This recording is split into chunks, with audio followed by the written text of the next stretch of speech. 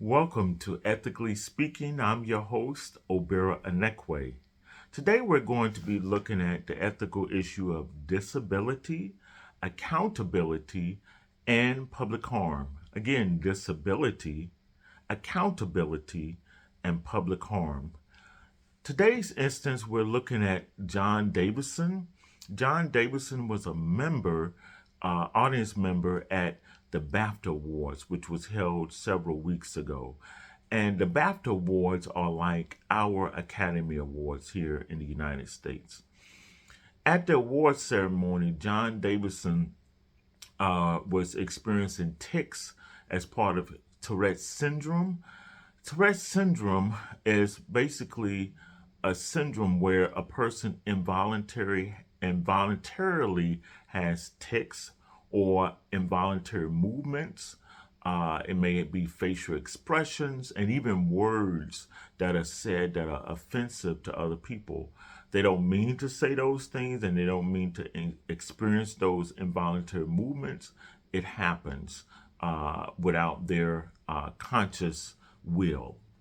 So he was experiencing this during the BAFTA Awards while Michael B. Jordan and Delroy Lindo were presenting an award. And when this occurred, it occurred more than one time during their presentation and during their award ceremony. The ethical dilemma is that should the BBC, who actually broadcast and produce the BAFTA Awards, should they have removed John Davison, and also should they have edited the racial slurs that were given by John Davison?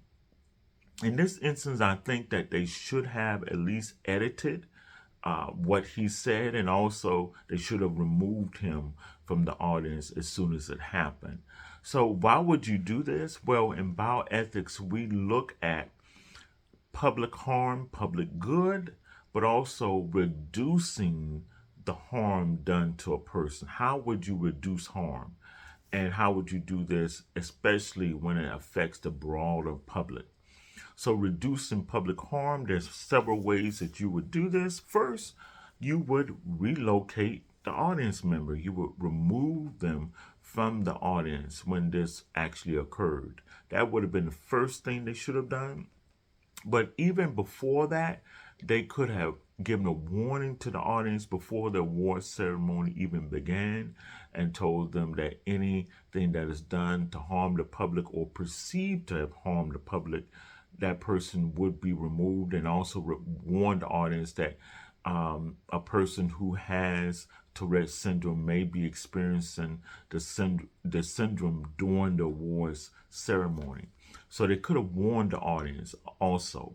And then thirdly, they could have just edited that racial slur that was said to prevent and reduce harm, public harm, and increase public good by doing that.